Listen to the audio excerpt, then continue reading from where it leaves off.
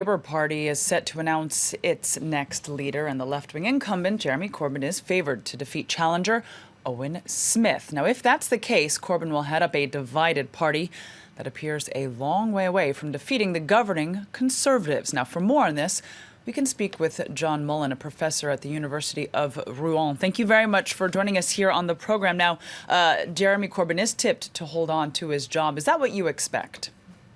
Yes, I mean, the Labour people are obviously very excited. I mean, there's been hundreds of thousands of new members. It's now the biggest left-wing party in Europe. And it's really very surprising there should be a leadership election, because he won very, very easily against four opponents a year ago, none of whom wanted to stand against him again. And yet there's been a sort of rebellion among Labour MPs, which has forced this slightly ridiculous leadership election against a candidate who will be completely forgotten 3 months from now. Well, that being said, then, if Corbyn is tipped and is indeed stays on in the post, what's his main challenge moving forward as Labour leader?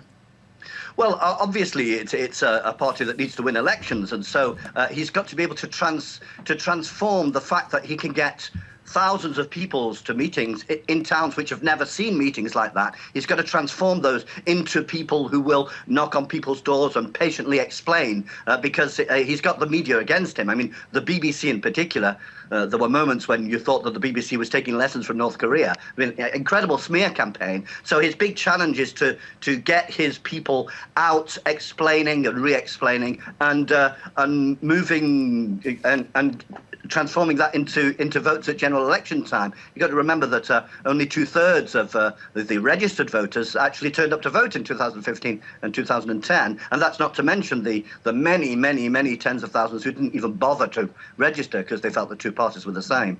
Indeed, some people are saying that there's a problem translating any votes because there's an identity crisis going on in the party. Do you agree with that? Well, there's obviously some sort of crisis. I mean, 20 years of Blair and Brown and Miliband had led to a sort of, in some ways, Labour losing its way a little, because, like, Tony Blair is remembered for the war in Iraq, for privatising the railways, and now for charging over £100,000 an hour on the lecture circuit. So people were no longer feeling that was Labour in any way, and so there's a kind of, what's been reflected is a desire to have a party that wants the world to change, that wants to change the world and oppose neoliberalism, as we're seeing in other countries in Europe as well. There's obviously a base there. Now, whether he can win in 2020, well, that's an open question. Nobody can say that now. Nobody can guess even for the moment. John MULLEN, thank you very much for joining us here on the program.